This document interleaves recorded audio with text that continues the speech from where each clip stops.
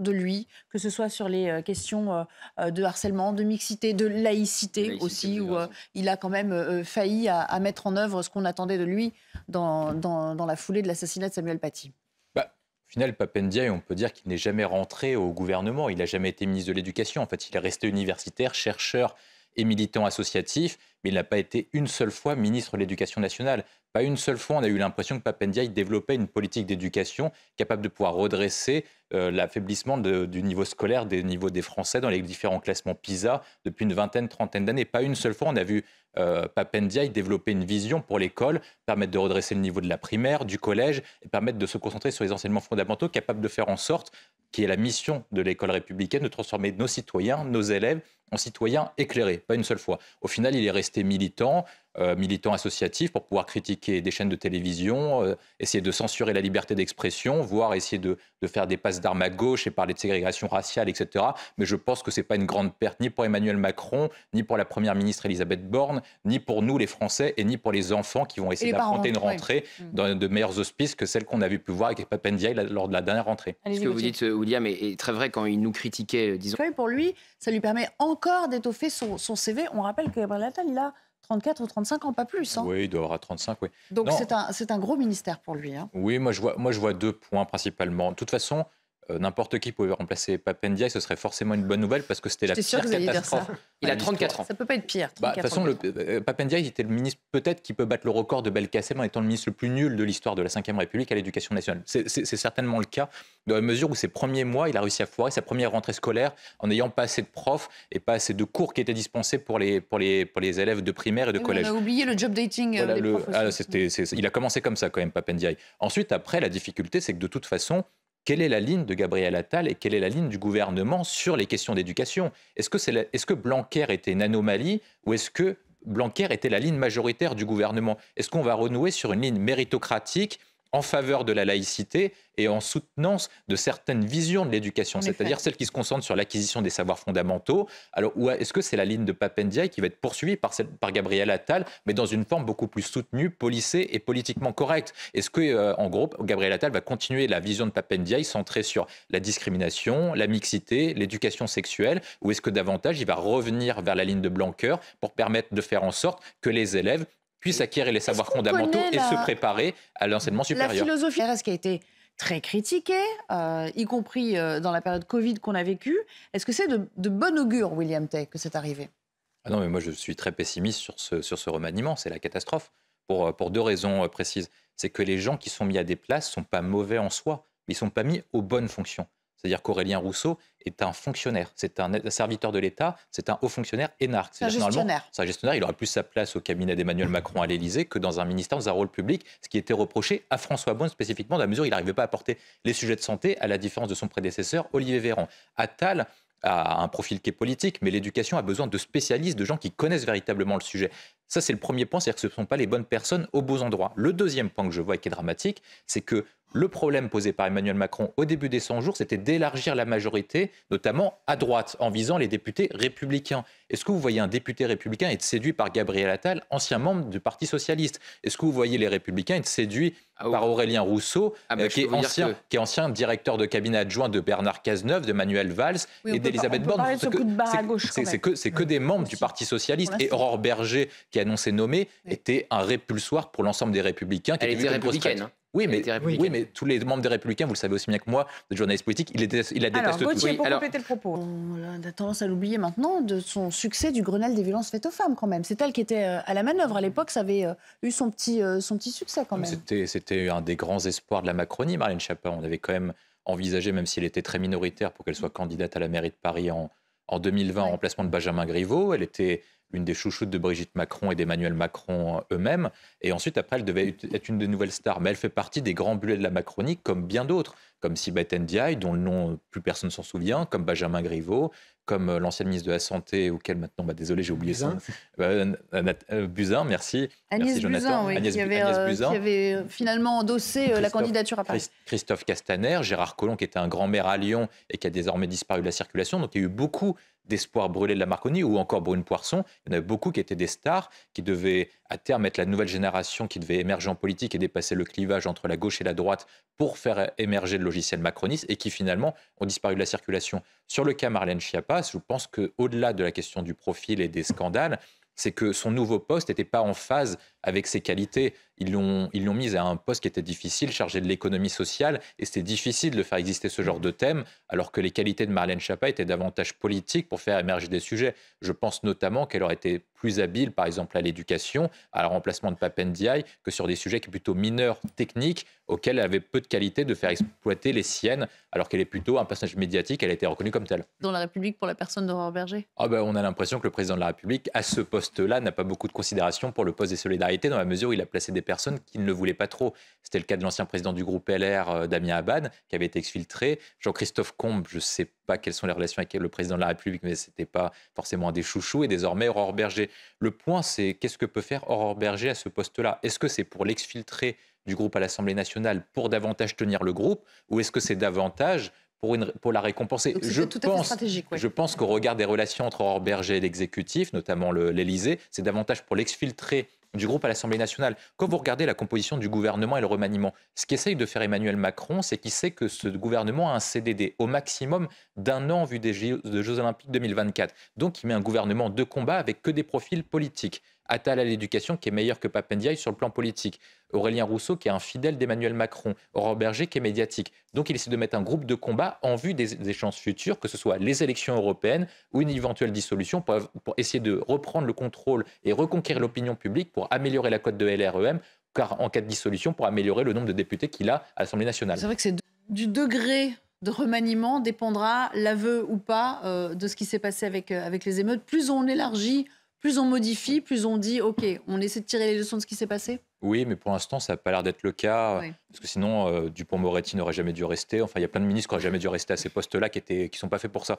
Non, pour l'instant, moi, l'analyse que j'en ai par rapport aux noms qui sont mis là, moi, par exemple, je n'exclus pas que Véran passe au budget et qu'il soit remplacé par Prisca Thévenot. Et ça voudrait dire qu'en fait, il fait une équipe de combat, d'élection. Et c'est ça la grande arnaque. Et c'est ça qu'il faut que les Français comprennent. Ça veut dire qu'il va utiliser l'argent du contribuable, non pas pour améliorer leur sort, parce que ce n'est pas son affaire. C'est uniquement pour que LREM ne fasse pas un mauvais score en vue des prochaines élections européennes. Renaissance, merci. Ou en cas de motion de censure déposée par le groupe LR à la fin de l'année avec le vote du budget. Il fait un groupe politique en vue de gagner des élections. Il ne fait pas un groupe de gouvernement. La motion de censure des LR, elle n'arrivera pas sur le budget. Si elle arrive, ça sera sur le texte de l'immigration. Plus budget éventuellement, parce qu'il y a un point sur le budget. Mais il y a eu des menaces, mais bon, quand même. C'est un autre point. On aura le temps d'en reparler.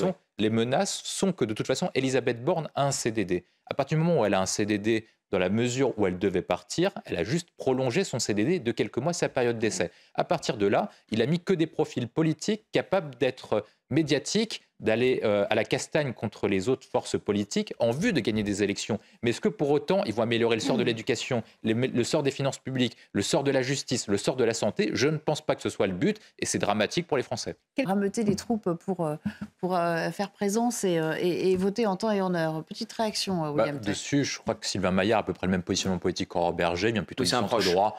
Oui, il vient plutôt du centre-droit, donc je crois qu'il est élu à Paris, dans le 9e arrondissement. Donc s'il vient plutôt de la droite, de l'UMP de l'époque, ça ne changerait pas trop du profil d'Aurore Berger, en termes à la fois de comportement et en termes de ligne politique. Moi, je m'interroge plutôt à ce qui avait été dit précédemment sur le management par Emmanuel Macron. Ce qu'on sait, c'est que les conseillers ministériels, les ministres sont épuisés après seulement 1 an après la réélection d'Emmanuel Macron.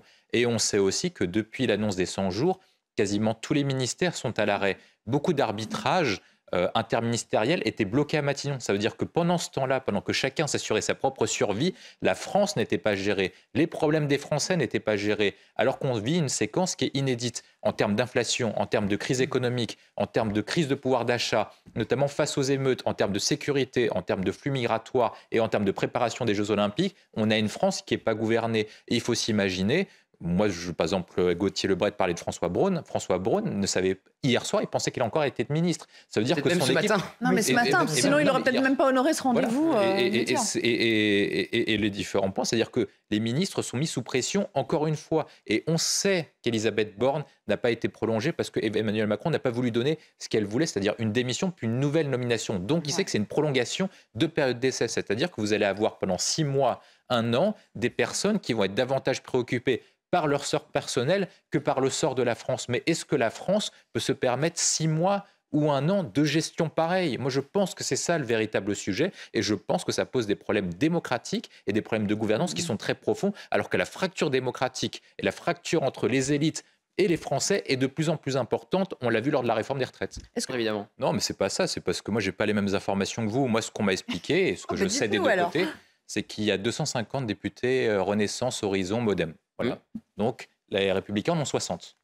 Ce que moi je sais, c'est qu'il y en a 40 qui étaient éventuellement prêts à soutenir la réforme des retraites ou les différents projets gouvernementaux en cas de coalition. 250 plus 40, ça fait la majorité absolue. Le problème de sources fiables, c'est que Emmanuel Macron lui-même, en cas d'alliance, perdait les députés de son propre camp. Donc c'est les députés de son propre camp qui ont fait défaut, notamment 2 camps précis, et je vais même donner les noms. C'est les gens de l'aile gauche de la majorité présidentielle. Qui menaçaient de partir si on scellait une alliance avec les LR. Qu'on menaçait le gouvernement de partir. Tous les arguments se valent. Plus François Bayrou et c'est une partie de ces députés Modem qui ont menacé de faire sécession. C'était qui l'aile gauche incarnée par qui? Sacha Houlier, etc. C'est eux qui ont menacé. Donc c'est pour ça que l'accord s'est pas fait. Et en plus, il y a différents points qui ont posé problème. C'est que Emmanuel Macron n'a pas de données signaux sur les différents projets proposés par les Républicains, sur les sujets d'immigration, sur les sujets proposés par Laurent Wauquiez aussi. Et donc du coup, il n'y a pas eu d'alliance, mais tout simplement parce que ni d'un côté ni de l'autre, il y a eu la volonté de monter un deal, tout simplement parce qu'Emmanuel Macron n'avait pas assez d'assises sur ses troupes, dans la mesure où il ne peut pas se représenter, il a beaucoup moins d'assises que lors du précédent quinquennat, et les Républicains n'ont pas été séduits intellectuellement en termes de projet, en termes d'appétence pour le poste, pour le faire. Je vous résume le match, Gauthier n'est pas d'accord. Même s'il ne peut pas élargir en termes de coalition avec un parti qui sont les Républicains. Très souvent, lors du premier quinquennat, Emmanuel Macron a pu attirer des profils venant de tout horizon. Il a pu attirer des gens comme Jean Castex, qui était ancien LR à Matignon. Il a pu attirer d'autres ministères, d'autres personnalités qui étaient plutôt vues à droite, comme Roselyne Bachelot, etc. Là, maintenant, il n'a pas réussi à en attirer un seul. Il n'y en a pas un seul qui a voulu monter dans le bateau. Et malheureusement, ce bateau ressemble davantage au Titanic qu'à un bateau en pleine lancée. Vous parlez comme la France Insoumise, maintenant. Il a repris mon propos. Donc, c'est ça. Il vous a pas cité ce matin. J'étais là, il vous a pas cité ce matin. Arrête avec ces histoires de citations. Ça, c'est un point qui est essentiel parce qu'on n'est pas à la fin du mandat d'Emmanuel Macron, on est seulement à 1 an après sa réélection. On a 1 an après sa réélection, on a davantage l'impression qu'ils sont en fin de cycle et en bout de course, alors qu'il reste encore 4 ans à gouverner, 4 ans de projet, 4 ans pour améliorer le sort des Français, et les Français pensent davantage que leur sort va être détérioré, qu'il va être amélioré par l'actuel gouvernement. La fameuse chose faite avec... c'est une personnalité que vous connaissez, Patrice Vergrit? Non, la première, je vois à peu près quelle est sa ligne politique sur la politique de la ville, c'est-à-dire que ça va être en rupture avec celle d'Olivier Klein, et je pense que c'est une bonne nouvelle, parce que la ligne politique d'Olivier Klein, c'est plutôt un spécialisé question, mais je ne pense pas que ça allait dans le bon sens suite aux événements qu'on a rencontrés avec les émeutes. Ancien du PC et ancien du PS, Olivier Klein. Oui, tout à fait, merci. Élu de Seine-Saint-Denis, donc plutôt favorable au plan banlieue habituel. Et on a dit dans la majorité qu'il n'avait pas suffisamment tapé sur la France Insoumise pendant les émeutes, alors que Sabrina Agresti-Roubache, qui venait sur nos antennes, elle leur tapait dessus volontiers. Et il était à la mairie de Clichy-sous-Bois lors des émeutes, à la municipalité. Tout à fait. Le deuxième profil...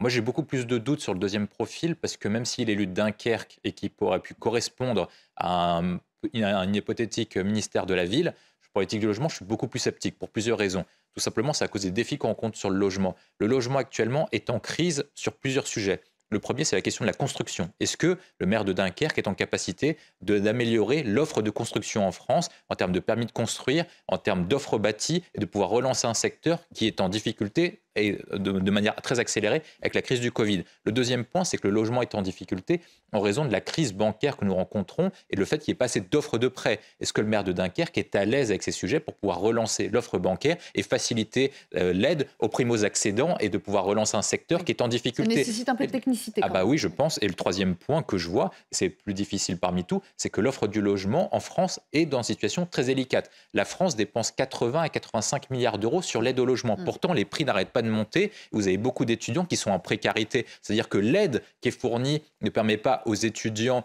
et aux personnes qui veulent se loger d'améliorer l'offre de logement, mais ça permet d'augmenter l'offre du prix du loyer et qui permet de rentrer dans une spirale spéculative et d'augmentation des prix et de tension des prix, alors que ce n'est pas du tout la bonne politique qu'il faut mener. Et je ne suis pas sûr que même si ce monsieur Patrice Vergret a des qualités, je ne suis pas sûr qu'il corresponde à ce poste-là. C'est intéressant ça non plus de la reconduction d'Elisabeth Borne, on le rappelle, William Tay. De toute façon, on peut se dire que les deux têtes de l'exécutif soit sont déconnectées, soit vivent dans le métaverse. Parce qu'à ce moment-là, moi, je ne vois pas d'autres solutions pour être en totale déconnexion. Ça paraît plus probable.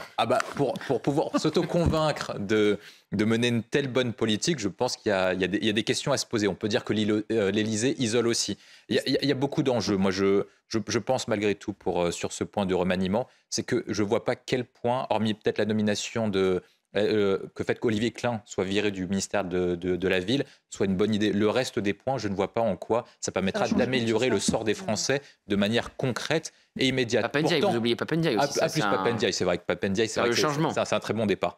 Sinon, hormis ça, je ne vois pas pourquoi ça améliorerait le sort concret des Français, alors que les Français ont besoin de réponses immédiates. La question qui est posée aux 100 jours, c'est il y a une déconnexion entre les Français et le pouvoir actuel. Nous avons besoin de résultats immédiats au regard des crises que nous affrontons. Sur la crise économique, est-ce que Bruno Le Maire est au fait des nouveaux enjeux, du regard au fait qu'on n'est plus sur une politique de quoi qu'il en coûte, mais d'une politique de quoi qu'il en coûte, et en même temps de maintenir les aides alors qu'on n'a plus d'argent disponible et qu'on arrive au devant d'une crise financière qui est potentiellement importante. Sur la question de la politique du logement, on a une difficulté à se loger, on a une difficulté à acheter des logements. Est-ce que le maire de Dunkerque est en capacité de pouvoir relancer l'offre de logement? Est-ce que sur la santé, on est en capacité de pouvoir relancer une politique de santé efficace? Est-ce que sur les différents totems qui est mis en place et qui est demandé par les Français, le gouvernement est en capacité de pouvoir y répondre efficacement et concrètement? Je ne crois pas, parce que déjà il y a une dette et on sait qu'il y a des impôts qui vont augmenter, donc on a tout compris de ce qui va se passer. On est tout à fait d'accord, et il y a un dernier point qu'on attend au-delà du remaniement, qui est complémentaire à ce remaniement, qui est juste une question de casting, c'est la ligne politique du gouvernement. On n'est pas sûr à l'heure actuelle, un an après sa réélection, qu'Emmanuel Macron tient la même ligne politique qu'il y a un an. Il y a un an, il nous a promis de se réconcilier avec la démocratie, de pouvoir lutter contre l'extrême droite. Là, maintenant, l'extrême droite est au plus haut dans les sondages. On n'a jamais vu Marine Le Pen aussi haute. On n'a jamais vu les Français aussi malheureux et en telle défiance à l'égard du pouvoir depuis qu'Emmanuel Macron est arrivé à l'Élysée en 2017. Donc, on a besoin de réponses rapides et immédiates. Et malgré tout, on va davantage des questions politicardes et politiciennes que des grandes politiques avec un grand P. On attend, cher Gauthier. Allez-y, William. Moi, je pense que Papendiaï a peut-être le record, un des tristes records de la 5e, c'est qu'il est peut-être le ministre de l'Éducation le plus nul de l'histoire de la 5e République avec Najat Vallaud-Belkacem. Il n'y a rien à faire. Le seul conseil qu'on peut donner à Gabriel Attal, et qui peut donner à Gabriel Attal, c'est fais exactement l'inverse de ce que j'ai fait et peut-être que tu réussiras ta mission de ministre de l'Éducation. Il a commencé comme ministre en se concentrant sur l'accessoire plutôt que le principal. Oui. Il s'est concentré sur l'éducation sexuelle, les théories du genre, les théories racialistes, que sur les missions essentielles de l'école qui sont l'éducation et l'instruction, l'acquisition des savoirs fondamentaux, la révision des programmes, le fait de se concentrer sur Parcoursup, sur comment faire en sorte que les collégiens, les lycéens aient une bonne affectation qui corresponde à leur envie et leur orientation professionnelle en enseignement supérieur. Il devait améliorer le niveau des élèves à l'entrée de la 6e parce que c'est au collège que se créent toutes les grandes inégalités. Donc il n'a rien fait de tout ça, Papendiaï. Je pense que Papendiaï va pouvoir retourner à la carrière qu'il n'a jamais quittée, celle de militant associatif et d'historien, d'intellectuel engagé, mais qu'il devrait être éloigné des affaires de responsabilité de l'État parce que l'État s'en porterait beaucoup mieux, que ce soit les parents, les élèves, le gouvernement et même sa propre majorité qui, je pense, ne se souviendra pas et supprimera son numéro très rapidement. Mesdames et messieurs, c'était l'édito.